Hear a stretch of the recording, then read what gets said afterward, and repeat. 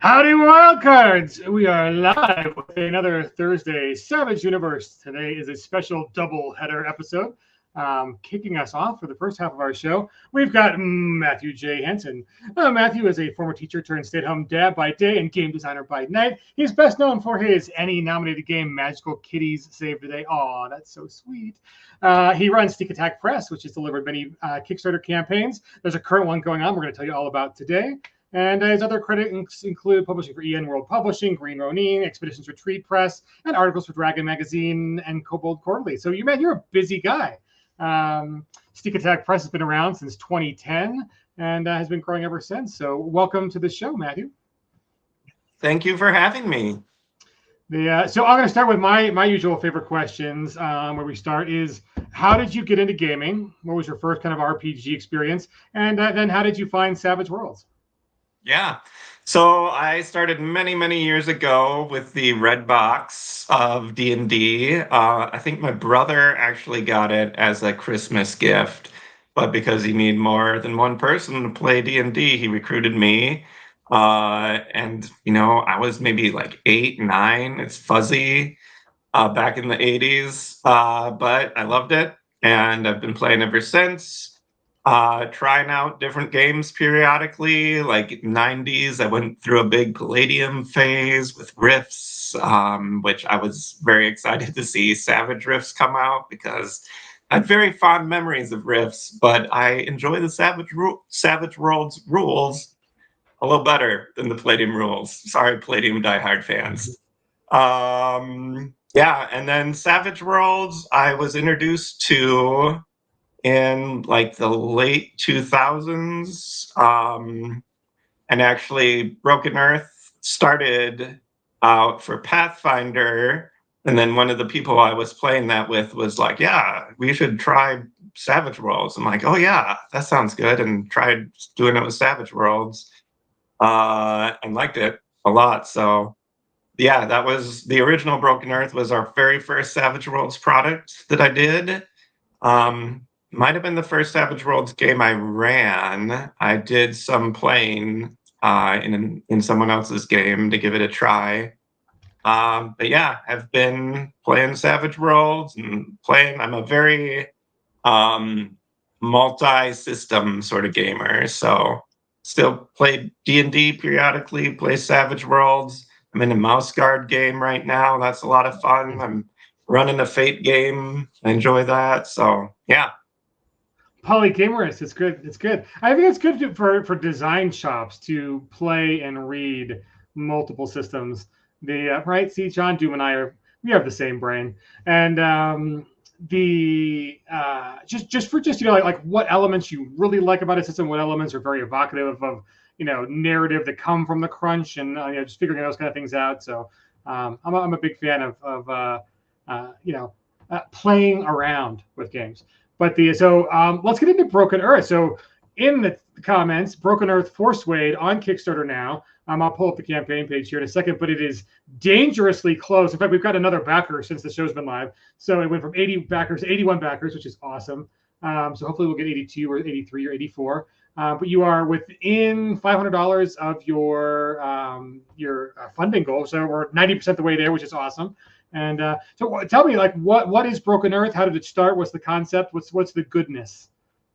Yeah, for sure. So the short pitch is it's a post-apocalyptic setting. Nuclear war happened. It was bad. Nuclear war happened, destroyed most of humanity, but some survived. There's mutants. There's warriors battling for control. There's like people living in underground vaults. Though for legal reasons, we're not allowed to call them vaults. Shelters, they're fallout shelters. Oh, they're just shelters. I don't know. Awesome. Yeah, and so then it's about 80 years after the apocalypse, and humanity's finally starting to recover. And you are one of the people who's trying to rebuild humanity and rebuild civilization and explore and make, connections between different communities. find relics of the ancient world and all that good stuff. Yeah, awesome. I mean, well, it hits all the right marks, and I mean, definitely Savage Worlds is a great system to hit this genre because I mean, if you think about like, no offense to fantasy aligned systems, but a lot of times like fantasy classes and just the whole class system doesn't really touch on the tropes as well in post-apocalyptic and the kind of diverse sort of characters you need to build. It is not there. Characters are not nearly as defined as they were like I am a cleric, I am an oracle, I am a barbarian, and so I think Savage Worlds really shines kind of in post-apocalyptic and kind of blended settings, and so good choice, moving it over from Pathfinder. So to give us some background here, so it has already been published in Savage Worlds, so it's, folks are already fans that are existing, and then this brings it up to SWADE. What else is kind of on offer in the campaign? Yep. So we are updating it to SWADE, and then we're also going to put out another book that is called Tales from the Great Lakes. So, like the main action of the main book is Upper Midwest. Starts out in Minnesota, mainly because I'm from Minnesota. But then you can go into Wisconsin and Iowa and Chicago. And then the Great Lakes book expands that even further, all the way out to New York. There's some stuff happening in Niagara Falls and stuff. And yeah, some of that has been printed before as just little mini PDFs that are on DriveThru RPG. But then there's also some brand new content that will be in that Tales from the Great Lakes book. New locations, and then also a new framing story for it that is you're being tasked by the people who run what is the ruins of Duluth, Minnesota. And they're like, hey, we run this big trading company. We want to go explore what's out there in that sea over there, which is Lake Superior. And so you are sent out to explore the unknown sea of Lake Superior and then all the other Great Lakes and find new trading partners and new contacts for your friends in the ruins of Duluth. That is awesome. I love that there's a trading company and it's Duluth. I mean, that's cheeky. I dig it. I really like your art too. I mean, it's the what's going on in this very evocative piece where it looks like it's like the graveyard of childhood dolls going on. I mean, that's pretty spooky. Give us a little hint on what brings characters here. What's going on with this like Children of the Corn meets like Cabbage Patch Kids. For sure. So that is a community that is in this Tales from the Great Lakes thing, where it's. I'm worried I'm going to say this wrong, but the ruins of Sault Ste. Marie. It's the where Superior joins up with the other lake next to it. I forget if it's Michigan that it goes into, but anyway, it's where there's that portage. And so they don't like outsiders, so they put up spooky dolls to try to scare away people. And it's actually, fun fact, inspired by this place in Mexico, which is not meant to be spooky, where this guy like found the child's doll in the water and was just like put it up in the forest to sort of commemorate it, and then found more dolls and kept putting dolls up, and then more people started putting up dolls. So I think it's called Island of the Dolls in Mexico, and it's like, I think the people making that intended it to be like sort of somber and stuff, but it looks to me very spooky. So it is true that like it's kind of unnerving how many things are supposed to be twee and cute for kids that are actually like people's number one fears. Like clowns are a number one fear for a lot of people. Dolls and their uncanniness is also like is high on the list of like anxiety and just like, it's like, oh yes, here's a cute thing that's supposed to soothe children. It's like, no, they're anxiety inducing. They're little creepy, dead-eyed humans. Random Nerd agrees. Like they're creeped out. They're spooked too.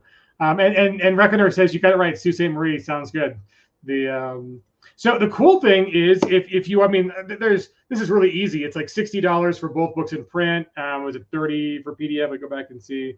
40 for PDF, 60 for print. That's pretty good. That's pretty good for both books. And both books PDF 30. Oh, here we go. Broken Earth in print video. Okay, so yeah, both books in PDF for 30, both books in print for 60. Good pricing on those. So that's a pretty easy buy-in for a pretty cool. Do you know, like, are you set on page numbers yet? Do you know how long the main book is going to be? Yeah, the main book is about 160 pages, though that was in I haven't done the layout yet, and it was back in the old like 9 by 12 format. And I may be converting it to the graphic novel size, so that'll probably up the page count, even though it's the same amount of content, 160-ish pages for the main book. The second book will be a little shorter. It'll depend some on stretch goals, but around 100-ish for that. But has not been finalized because we have stretch goals, which are to add more content to the Tales from the Great Lake book. So hoping to hit some of those. We're still very early in the campaign, so we have some time. So yeah. Awesome. So let's talk about the stretch goal. So you are dangerously close to your funding goal. So you're at 4,000, 4,500, and your funding goal is 5K. So get out there and back today, folks, and get them over the funding goal. But that also helps too. It's a lot easier to start opening up stretch goals once people see that it's funded. So one more time in the chat, there's the Broken Earth for Sway Kickstarter link. But only $2,500 more after you're funded, and you get an all new original cover. Excellent. And then give us a little hint. What's the SS Badger, the Detour, and the Ronto? Yeah. So SS Badger is based on a real boat. It's a ferry that runs across Lake Michigan. And then it's coal powered still, which is, I think, the last coal powered ferry in the country, or maybe the world even. I don't know. There's not a lot of them. But then, post-apocalyptic, people are living there, hanging out. It's in the middle of Lake Michigan still. And, there's a debate. Some people want to get it up and running again so it can drive around. And some people are like, well, we don't know that we want to go riding around. We got a pretty good thing here. And then, PCs are on their sailboat and they make contact with these people who are, trying to make decisions about their life. And and they can sort of sway things one way or the other.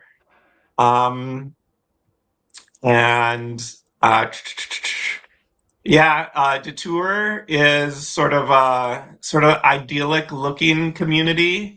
But of course, in every post-apocalyptic, ideal-looking community, there's always a dark secret. And theirs is that they have a lot of mutant babies, and they send all their mutant babies to the island. And then the mutant babies grow up to be grown-up mutants, and they're like, I don't know if I like being sent to this island here. So there's a little plot detour at Detour. I love it. And also, I mean, building on scary child dolls. Like, hey, scary child dolls isn't the only scary children. No, we have mutant babies.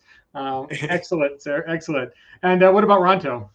Yeah, Ronto is in the ruins of Toronto. And it was a when everything got radioactive, it was super radioactive, and so there's this in Broken Earth. There's a mutant subspecies of humans. They call them freaks, who are radiation resistant. So they were living in Ronto, and radiation's gone now, so gone down now, so other people can visit. But they've kind of made socialist workers' paradise there.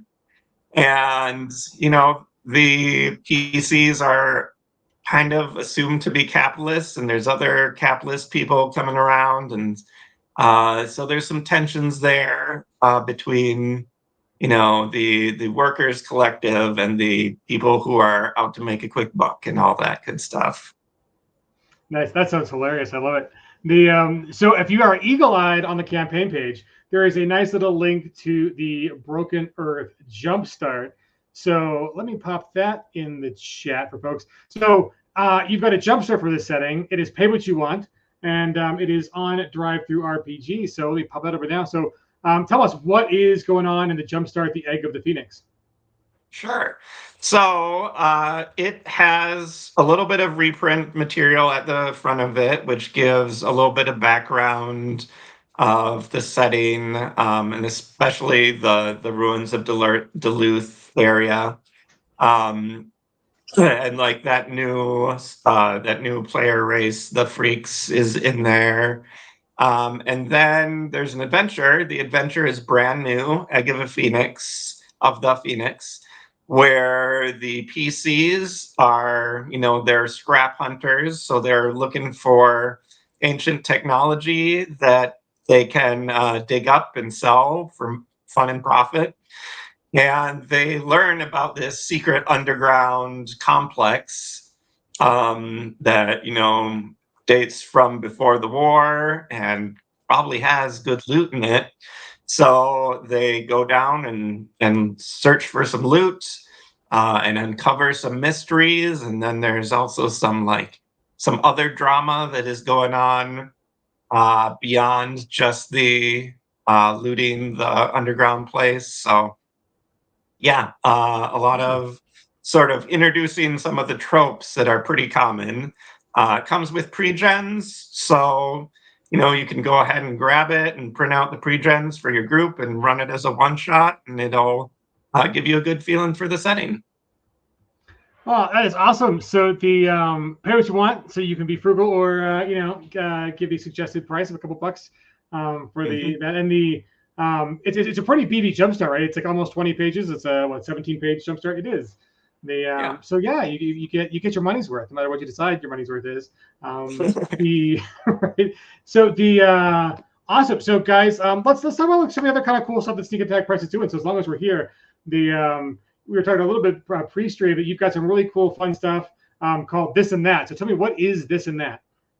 Yeah. So This and That is a series of short PDF books. They're usually like 12 to 16 pages long. And the idea is that each of them riffs on a piece of popular adventuring gear. So the one that we just put out is, there we go, Flute and Drum. And so it's all about musical instruments. And so there is like a new edge about making a deal with the devil to get a musical instrument from that. There is some magical instruments. There are some monsters that are on the musical instrument theme.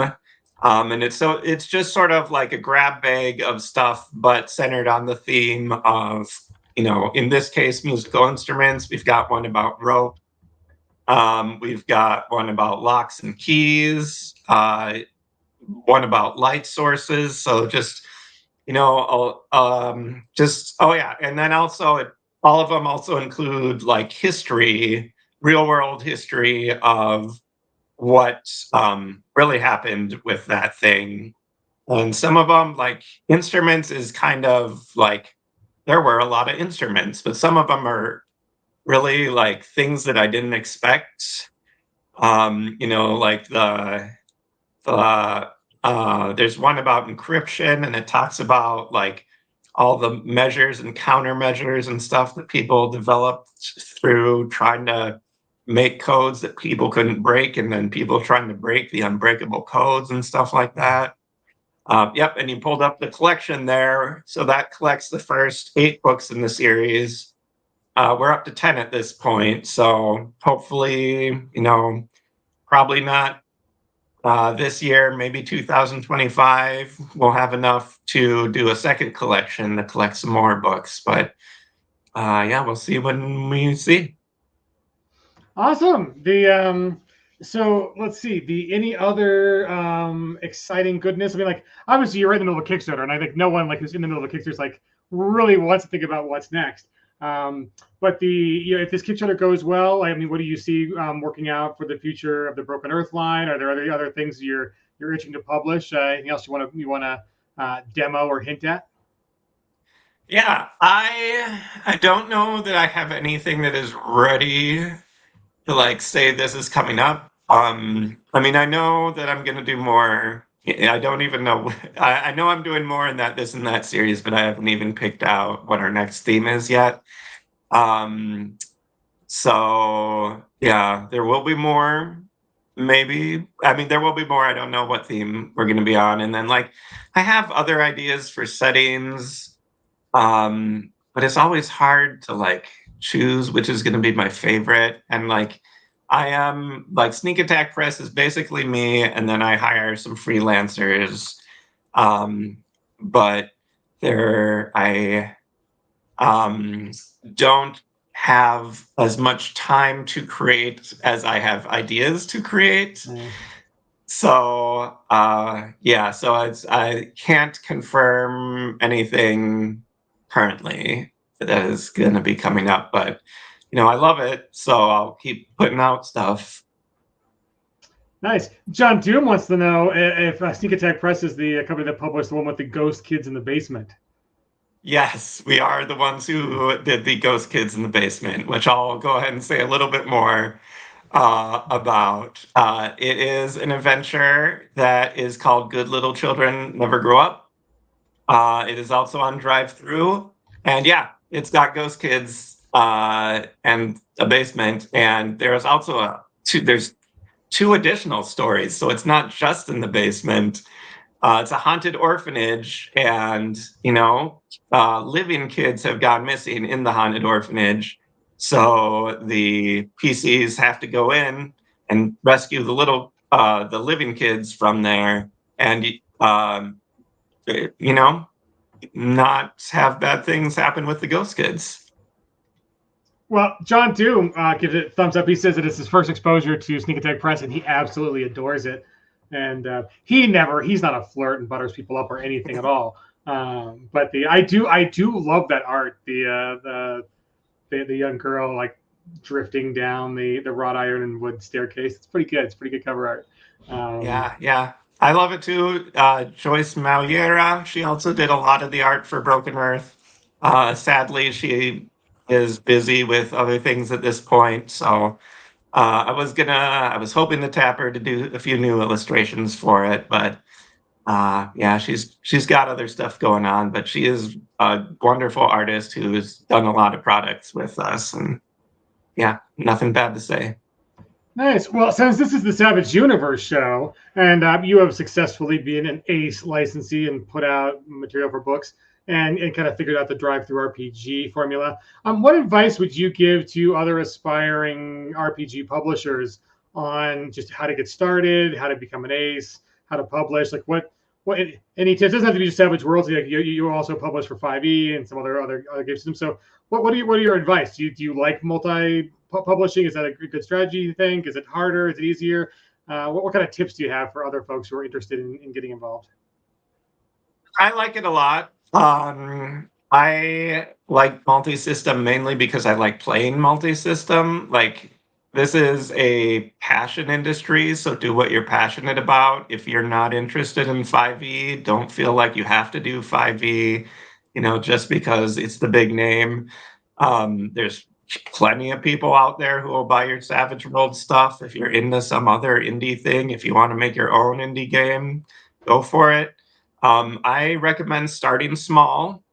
I first put out an adventure for 4e actually back in the day. It was just a one-shot adventure. Put it up on drive-through, got a few sales, and then put out a few more one-shots, and then Kickstarter came along, and like that was really transformative for me. Because I had built some audience with the drive-through stuff, but just like having Kickstarter, there's a nice boost for that, with Kickstarter's built-in crowd, and then just like knowing that you have enough money before you get started with it is huge.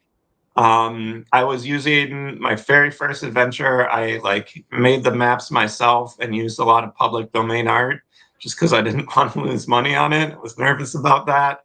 And then I've got like $6,000 budget for art. I'm like, yeah, let me go hire some artists. So there's that. And like, there's a lot of great stuff that makes it easier than when I was getting started. The swag like is a really low barrier to entry. So, if I was doing it now, I might have started with that. Yeah, and then doing the aces is a lot of fun too. And it's a pretty simple process. You just have to email them and demonstrate that you know what you're doing. Yeah, and it's all good people there. Well, we appreciate it. We appreciate you guys like leading the way on small press publication on being an ace. Any chance do you ever make it out to conventions or any of the upcoming Gen Con or Gamehole Con, or any of the ones you got to go to and people can find you in meet space?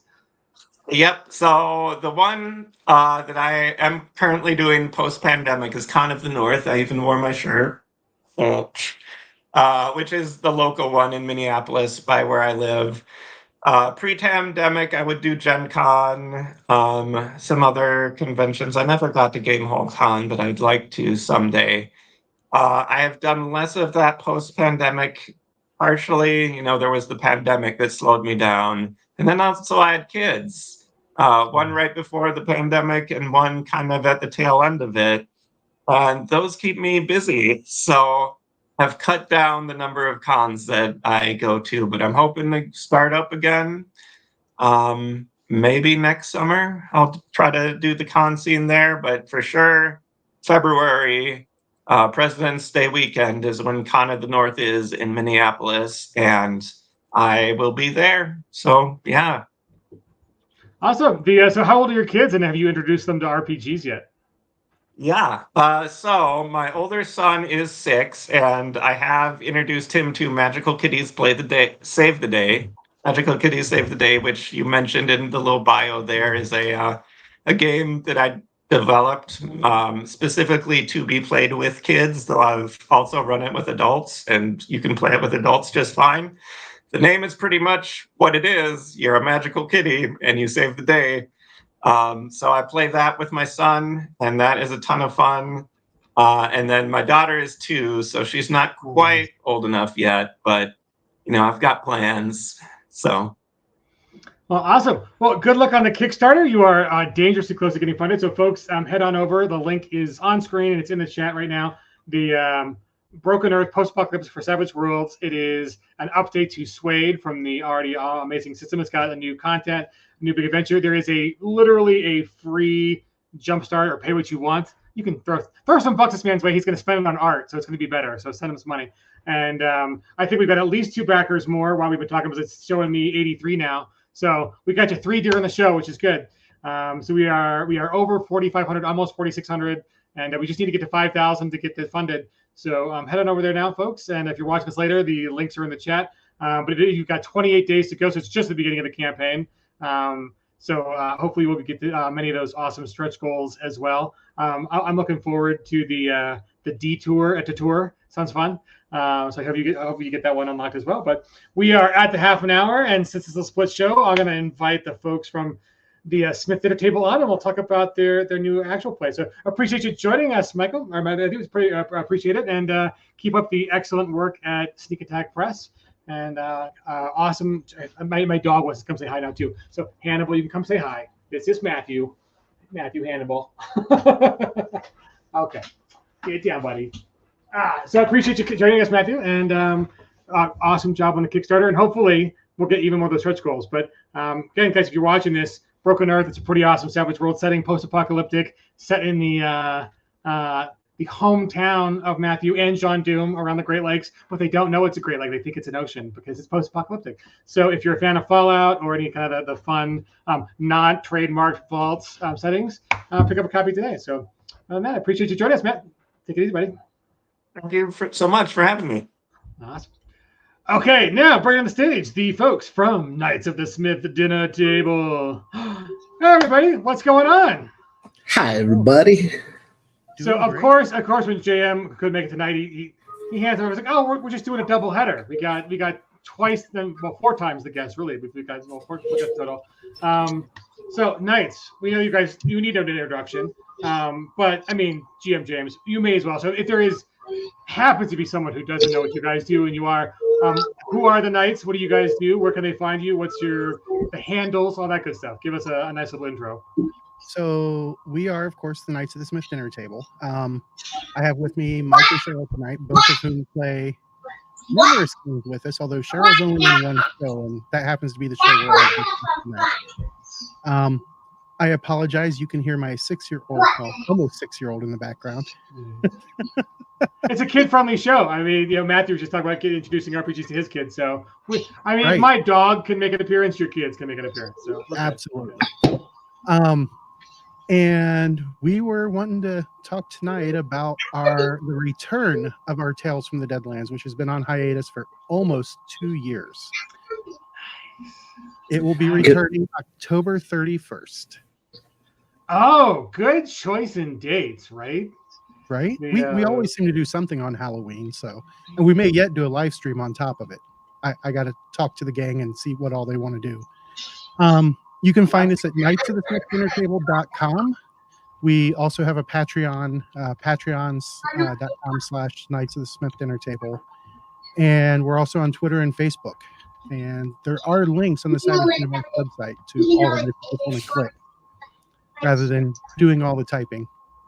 Yeah, so savageuniverse.com. You can go over to the media section. There's little snippets from all the videos, which is awesome. Tell me, Daisy and Mike, what's it like being on an actual play? Like, is it weirder? I mean, there's a certain intimacy of role playing, and not everyone is an exhibitionist per se. So what's it like gaming in public for an audience?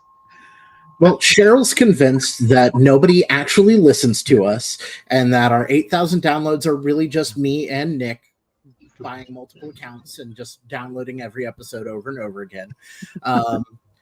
And other than that, I don't really realize anything until I'm out at like Gen Con or something, and somebody comes up and they're like, "Oh, I've listened to you," and I'm like, "You have?" I feel very awkward every time that happens, because I don't, even doing this, like, nobody's actually paying attention to what I'm saying. Right? We hope. Right? I don't know how many viewers are on then. Right? No one views the shows. No one views the shows, and it is weird. I mean, like they talk about like the parasocial relationships you have, like when you stream or you're an influencer or whatever. But it is unusual when it's like people recognize you and you've never seen them before in your life. You're like, where do I know you from? Where did everyone like? Have you ever watched Savage World stream? Like, oh, that's what it is. Yeah, it is. It is weird when it's just like they know your face, you don't know their face, but. Well, thankfully, Tales from the Deadlands mostly was done without my face, so I didn't scare away the viewers. Yeah. Well, and I have to ask before I get to Cheryl, how come you're the one with the pink fuzzy cowboy hat and not James? I really thought it'd be James. Because I made a joke to my partners when we were out at a flea market that I saw one. I was like, "Oh, I'd totally wear that," and then she bought it for me, and so therefore I now own an amazing. It even has a tiara, and it lights up. So, oh my God, as if you needed to gild the lily. The fact that it also is like sparkle rainbow lights is pretty amazing. No, it is the best thing ever, and I will wear it with no shame. I'd be wearing it right now, but the headphones, it doesn't fit. Right, it is true. I envy. I don't have the earbuds, and so you can actually even wear a hat with earbuds. But it's so. Little people who talk into the microphone. It's just so Macintosh influencer. It's just too much for me. But Magic Gnome is on board with your magic glowing sparkle feather tiara pink cowboy hat. It's pretty fantastic. Okay, so I got to ask Cheryl. You're the only one who does not have a magic hat in this group. I'm a little disappointed, but otherwise, how do you find being a celebrity on the internet, playing RPGs in front of people, playing a character, but also, I mean, it's not just for the people around the table or the game master; it's also for the viewers. What's that like? How does that get different for gaming than kind of private gaming? I guess it's not any different for me. I do what I do normally. Like Mike said, I joke that no one actually watches us or listens to us, so it's easier to not be worried about what you're saying and doing if you are just doing it for yourself. It's for fun. I will say, Chris, this is the first time we have ever gotten her on camera for anything. And the fact that I was able to talk her into it is huge. Yeah. Well, and here I go shaming her for not having magical glowy feather pink cowboy hat. So, I'm sorry, Cheryl. Well, you do have an awesome mug. Okay, so we'll make up for you brought accessories. You're fine. Okay. We always accessorize. I mean, it's very Savage Worlds is the most accessorizable RPG setting game system. It's like you need a card deck that's custom, you need bennies that are custom. Like it is just the way for Savage Worlds. Right. So tell me about your characters. What are you guys playing? And I mean, it's a revival campaign. It's been on hiatus. Who dost thou play? I'm a 8-year-old little girl who is a murdering hobo. This is a kids show. Yes, it is a kids show where kids murder people. I love it. Awesome. Scariest PC I have ever played with. We established earlier with Matthew that like little kid stuff is scary as all get out. It's like you slightly change the context and it's scary. Clowns are scary, dolls are scary, like baby noises where there shouldn't be baby noises are scary. GM James. You didn't say your actual kids. They're like, oh, I don't have kids, but you hear little kids in the background. You're like, that's creepy, right? See? Like, horror and parenthood are like hand in hand. It's like it's the same genre. Awesome. So, who do you play, Mike? I play Charles Wagoner, a down on his luck chef from out east who's taken his rolling restaurant across the country. In the 20 episodes, I've turned into Daisy's de facto caregiver, much to Charles's chagrin. And pretty much, and I've tried to teach her some French since I was classically trained, of course. And it's been a riot, and I'm so happy to be back into it. We had 20 episodes before we went on hiatus, and then James decided to let life get busy. And it happens. I blame him completely. I didn't have anything going on. I've been nothing at all. So it's good to be back in it. Sadly, we did lose a couple of players in the off time due to life circumstances of their own, but we will be having a couple of new players joining us. So that'll be a surprise for down the road. But they are Savage Worlds already a part of the universe. Nice. So GM, tell us where did the first campaign end up? Like what was a little brief synopsis of like what happened, and then where are we starting up this new one? If you give us any hints on where we might go. I mean, I know you got some players, you're doing it live and all that good stuff, but a little hint, taste. We're currently playing The Flood. Oh, nice. I've updated it to Suede, of course, and it's been a lot of fun, especially when the original three characters, Daisy, Charles, and oh boy, Nick's gonna kill me, Cole. When they all three met, and just immediately seeing the organic chemistry that was just happening amongst the three characters before we had the additional two join. And so far, they are deep into the maze. They have discovered, and here comes some spoilers for those of you who haven't found it yet. they have discovered that Reverend Grimm is not quite the saint that he's portrayed as. And the family member that Daisy originally was on the train for is now apparently in Shan Fan looking for her. So they're trying to figure out if this is really a good thing or if it's a bad thing. I'm hoping that her aunt takes her away. That's I need it. Just, Cheryl, they're conspiring to write you off the show, is what I'm hearing. That Mike's character is just a little like he doesn't want to babysit anymore. He's worried about being murdered himself, perhaps. I mean, you might have to like proactively take care of that situation. So and write Mike off the show. Or Mike's I am pretty character. annoying. And his name is Chuck, not Charles. Just because the name is a pun of Chuck Wagon doesn't mean he goes by Chuck, damn it. I mean, is there a football and like a Lucy involved too? Like, you know. Yeah. Oh, I did like new characters. Right. I did like John Doomsday. He said you could run the Donner's Chuck Wagon. It's World's called first the food Rollin' truck. Restaurant, darn it. I spent way too much money in game to buy this thing at start, and it is just long pig on the menu. Yeah. not yet. Maybe depends on how this hunting trip goes, because that's where we left off. Me and Daisy were going hunting because around Shan Fan there wasn't much meat to be had. I And mean, so- you get stuck in the mountains over a winter, and you know there's only so much protein to go around. So, Well, luckily we have an NPC with us, so if Oh. that goes wrong, he'll be the first to be eaten, and then probably Charles will die next because Daisy is unstoppable. I mean, kids have like plot armor plus those extra bennies when you're in Savage World, so like they kind of are. It's good. And it's good. not like I haven't like taken it easy on her either. Just because she's my wife doesn't mean that she gets an easy go of it. GM's girlfriend always gets the benefits. God damn. Nope. Yeah. Mike and I have been friends for between 20 and 25 years, and I'm sure he can attest that I don't go easy on anybody, no matter my relationship to them.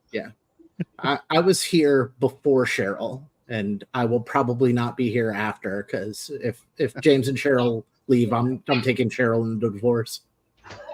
Sounds about right. So I mean, so you've already told us how you met these two folks. How did you meet the other folks that are in your gaming group? Are you guys friends? Did you meet online? Like, what's the vast majority of the nights we all do know each other in person. A few of them, like Luke Knopman, who was playing Goodman Blake, I met him online. Really great guy. He does the intro for the show as well, so he's got that nice deep broadcaster voice. And Pam, who was playing Doc Tilley, the mad scientist, I've known her for years through work. We both work in EMS as our day jobs, but unfortunately they they had to move on. And the two new people that are coming in, they are a couple as well, and I've known them for a little over a year now. We met online and everything. We've now met in person.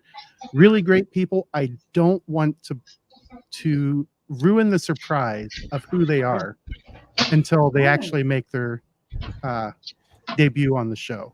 Well, that's they are exciting. known in the Savage Worlds community, though. Excellent. Well, I'm excited now because now it's the big who is it? No, not a who done it. It's who's it going to be? Though Well, that is awesome. I can give one spoiler though. Oh, We have a partnership with a musical guest on our actual play now. The band Ghoultown. If you're not familiar with Ghoultown, they are the soundtrack to Deadlands. If you've never heard of them, I recommend go listen to Drink with the Living Dead. And if it doesn't make you feel like you're playing Deadlands listening to that song, then you're probably doing something wrong. But they have given us full rights to use their entire catalog within our actual play. So we'll be doing a lot of stuff with that. Fantastic. The so GM Jim, so this is like, I got you here, and I asked these of Matthew earlier. But how did you get into role playing? What was your first role playing experience? When I first started role playing, it was still the Satanic Panic. Yeah. About all the way back in 1980, 88 or 89, I think it was. No, it was earlier than that. It was like 85 or 86. I started with the Red Box with a few of my friends at school, and it's been going for almost 40 years now. Nice. Yeah. So Cheryl, what was your first RPG experience? Classic Deadlands. You I win. broke her in, right? So I didn't start playing until I'd met James, and I think that was like the first thing we ever did together.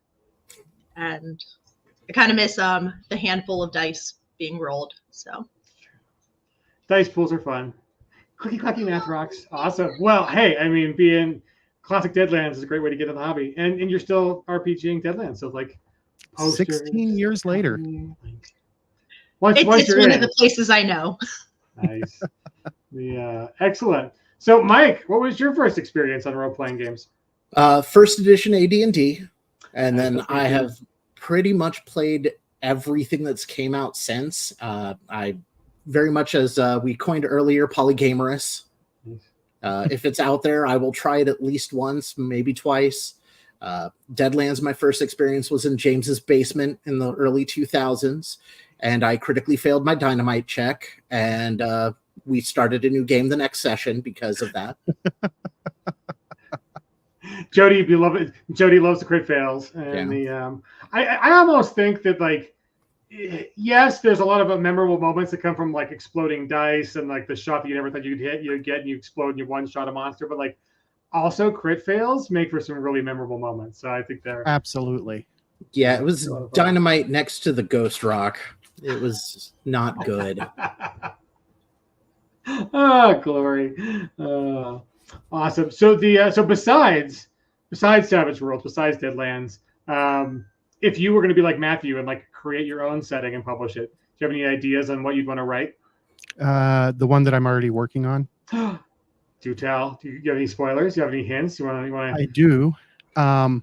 Mike has actually been helping me out with it whenever I need a little extra help. It is a Celtic apocalypse. Nice. So from the time of the old Celts, primarily the Irish Celts, and it's a whole apocalypse that's taking place in that time frame. That's cool. And Awesome. it gets dark. If you've ever studied actual Irish and Celtic mythology, their monsters are absolutely terrifying. And I'm hoping to tap into that and create a whole plot point campaign and campaign setting that will hopefully eventually be an ace setting. Nice. On top of doing the media stuff. And I mean, there are only so many hours in the day, and it sounds like you'd be EMS, like that's a pretty demanding job too. But I'm excited. I think even if you never get something published, I think having a little like side project to like push ideas into and just fun and develop stuff like it's cathartic. It's good. At the very least, it'll end up as an actual play from us. Nice. That is awesome. But yeah, do you have a cool name yet? Have you kind of circled around that, or are you still Keneric? Ooh, in the It's Celtic. the Gaelic, Celtic Gaelic word for terror. I've actually been learning a bit of Gaelic Celt or Gaelic Irish for this, and let me tell you, I don't care how hard anybody says any other language is. Gaelic is absolutely brutal to the back of your throat. And just like all of like the Isles languages, like I mean like Welsh and the Celtic, like trying to read them and then how they're pronounced, like why did you bother even making this a written language when there aren't like nothing that I'm seeing on the page resembles anything that like would actually come out of your mouth. So is this really a written language, or are you just fooling me? And they're like, no, they swear it's a real language and it's got it. No, It's not. I'm in the romance category of languages. I studied Latin and that kind of stuff. So like, you can kind of sound stuff out. You know, the biggest debate is whether it's like Veni Vidi Vici or Weni Winnie Wiki. And I mean, Sorry, I just read John Doom's. what is it? Right? Where we're going, we don't need them. So true. So true. Okay, so Cheryl, do you have any game design writing aspirations? If you have any ideas, or maybe a character you want to play in James's future campaigns? What is your creative outlet in RPGs? Anything there that's you want to? I crochet. Nice. Hey, crocheted game dice bags are a big thing now. I have a friend who made me one. It's a strawberry. The Bree. If you're out there watching, Bree, thank you. So like you can crochet and be nerdy too. It doesn't have to just be. Yeah, but no, that's James's stuff. I try to stay away from rule books and all the information that might be necessary to play a game. Yeah, Nice, we'd have to get her to read the books to get her to write some stuff, and that has not yet happened. Funny story about that. Back when I was first getting her into it, we took a road trip. And do you remember the Prospector story from the Hell on Earth Classic book? I had to read it to her aloud as we were driving down the road, so that way she would actually know what the game world was about. Oh, that is awesome. And I've seriously thought about buying her the audiobook version of some of the rule books.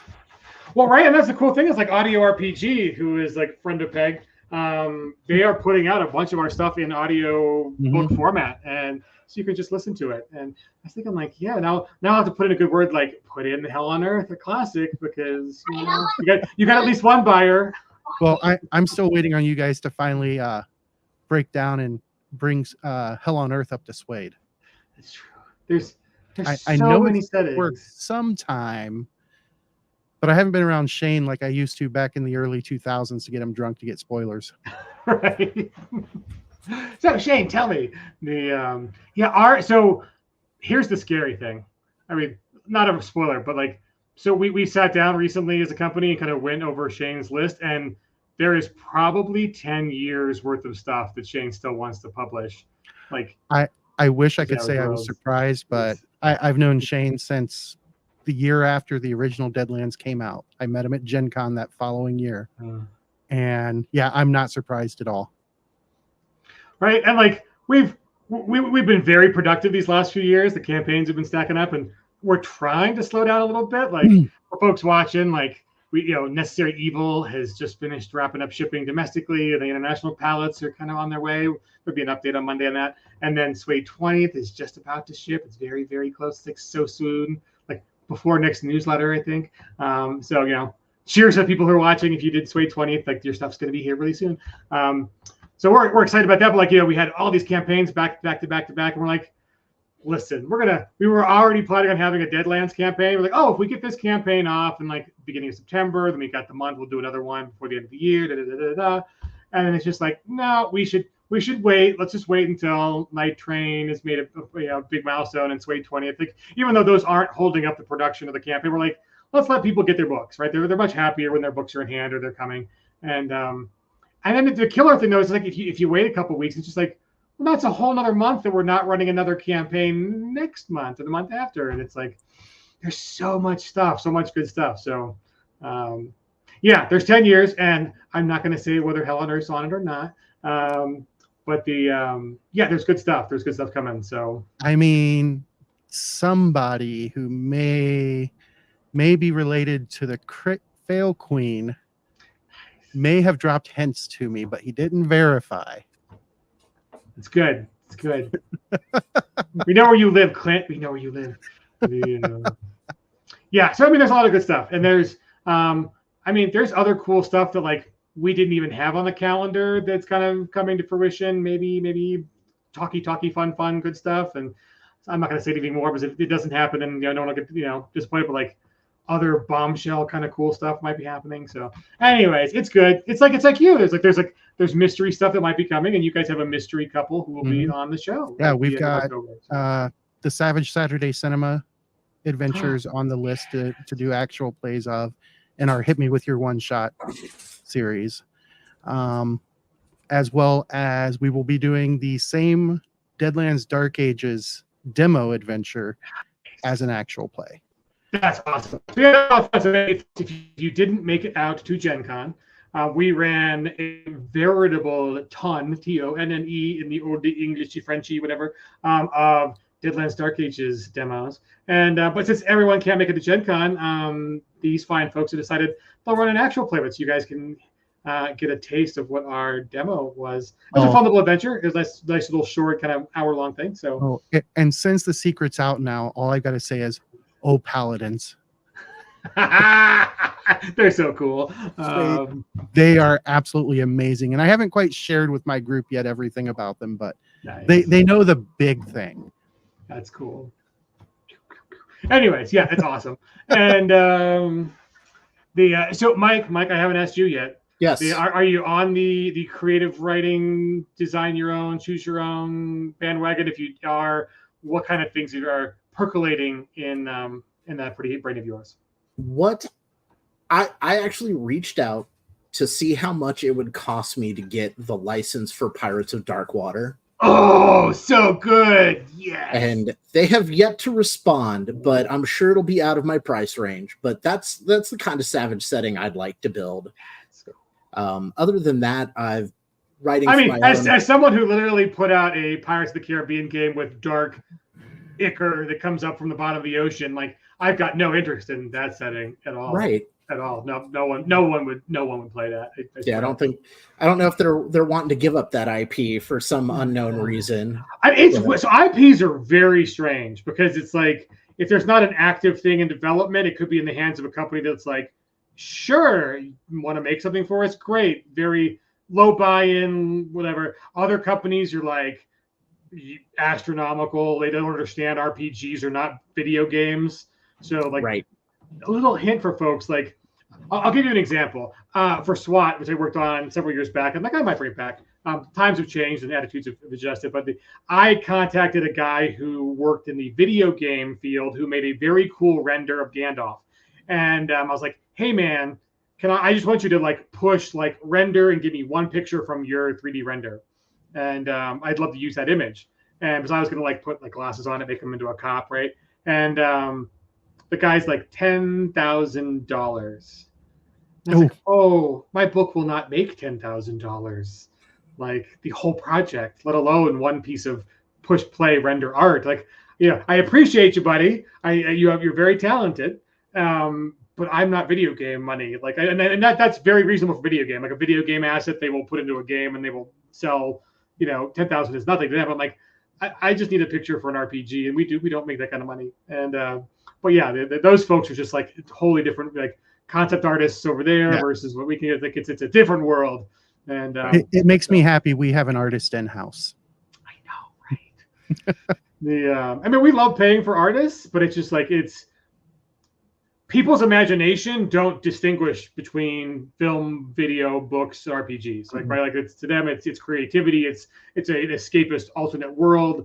And so when you've got folks like Disney who can afford $4 billion to buy Industrial Light and Magic along with Star Wars, like you have a whole studio that just excels. And yes, awesome. It's like we can't afford $4 billion to get 5,000 computer render machines to make 3D worlds, and it's just not in our budget. And so, yeah, right. John Doom is also in the market for a TG RPG priced artist, and I might have one that might be willing to hire herself out there, John. Right. Good. See, we make connections. We're doing. John and I talk all the time. John's a flirt. It's true. He gets around.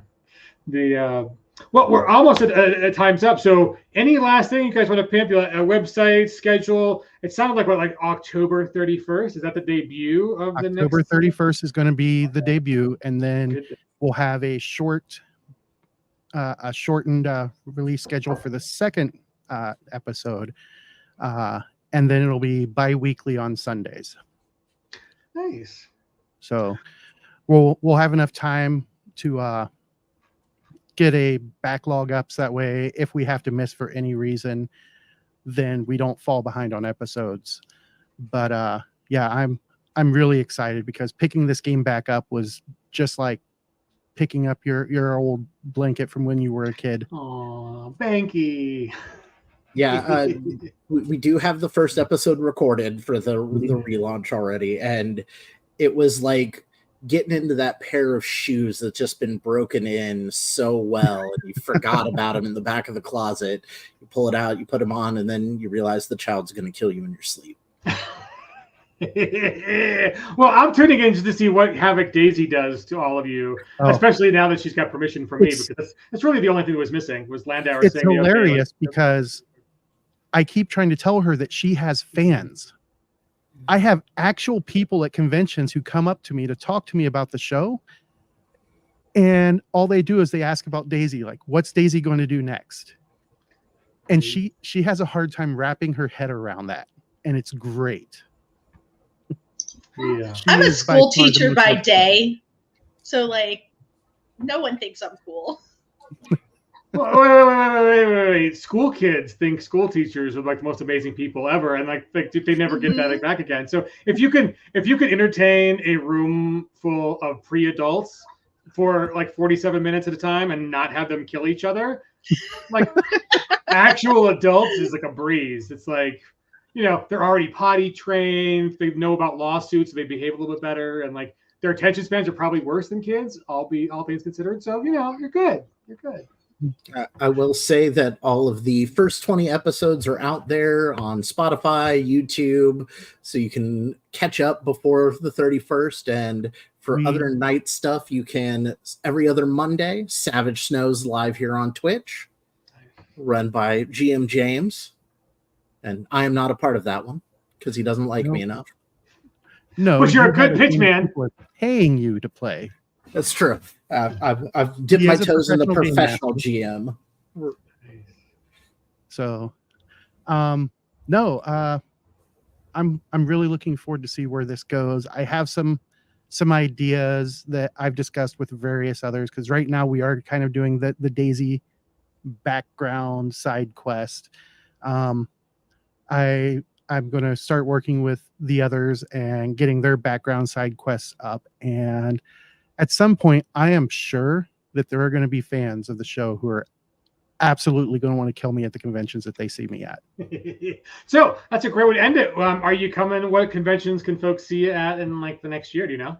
So we always do GaryCon, Gen Con, and PAX Unplugged. We have a partnership with Arkham Forge Tabletop. We run their booth for them, sell their product, and we go to these conventions and meet up with everybody, usually in the Savage folks more than anybody else. And this year, for the first time ever, and every year from here on out, hopefully, we will be at GameCon or GameholeCon. Yes, nice. And I know you're going to be there, and I missed you at Gen Con, so we gotta link up this time. Sounds good. No excuses. The room is smaller, and so yeah, it is much smaller. Yes, and awesome. Peg actually has a booth there. I was happy to see that. Yes, people have product to sell, which is awesome. And yeah, so October is going to be big. So October 1st, Peg is launching the Abominable Northwest Kickstarter campaign, and then October 31st, you guys are launching. There goes my wallet again. And then before that, we'll be at GameholeCon, because that's like the 17th through 21st. So like October is a busy month. So awesome, folks. We'll come to GameholeCon. You get to meet all of us. That'll be fun. If you're watching this, get your tickets. There are still maybe some games left open. Maybe not. I don't know. They filled up pretty fast. I'm sure I can sweet talk one or two Peg folks to allow me to sneak into a game. Right. There's always another chair we can pull up. So well, amazing. So Knights, thank you for joining. Cheryl, it was a pleasure. Mike, awesome. And James, thanks for doing all you do for the Savage Worlds community. I'm excited. Really excited to hear about your Celtic apocalyptic setting. We'll talk more at GameholeCon. And I'm sure we will.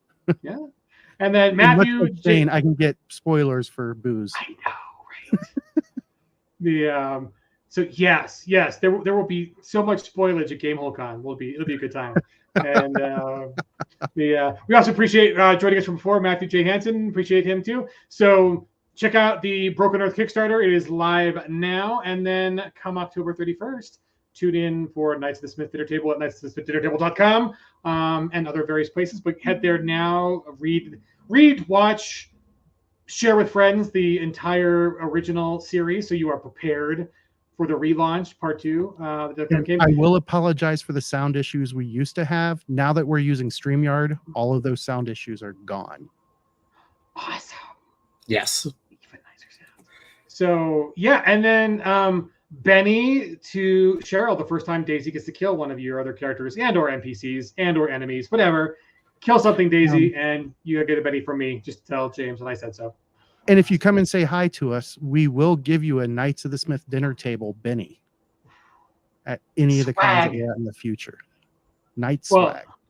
See, now John Doom has to come. Like I know he couldn't really make it. You know, I offered to let him stay with us if he came to Gamehole, but something about, flights are expensive. It has to live all the way down in Arizona, I think it is. It's harder to get out of Arizona than you'd think. Like, ask Daryl and Tracy about their trying to get to and from Gen Con horror story. It was crazy. I had easy flights. And Gen Con was rough this year. I got in and out easy. I got like $50 Frontier flights and no problem at all. They had like nightmare between like 3 different airlines and rescheduled flights, and it was a thing. Anyways, so yeah, folks, again, knightsofthesmithdinnertable.com, Broken Earth Kickstarter, Deadlands Kickstarter kicks off on the 1st, so like a week and some.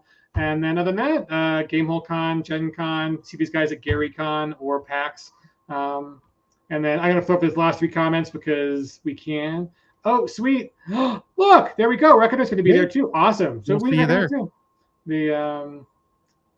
Also, I don't know what that is. I know what we're thank goodnessing, but we're thank goodnessing something. And then, yeah, I'm sorry about your little podunk Cessna in the field. Hellscape with air conditioning is the only thing that you can stay alive with. Maybe we'll do something in Arizona, and then you guys can all come there like next year or the year after. That'd be fun too. So anyways, folks, we've gone over. It's been fun. Tune in next week for more JM goodness of Savage Universe. And other than that, play some Savage Worlds this weekend. Appreciate your wild cards. Take it easy. Keep it Bye, savage. everybody.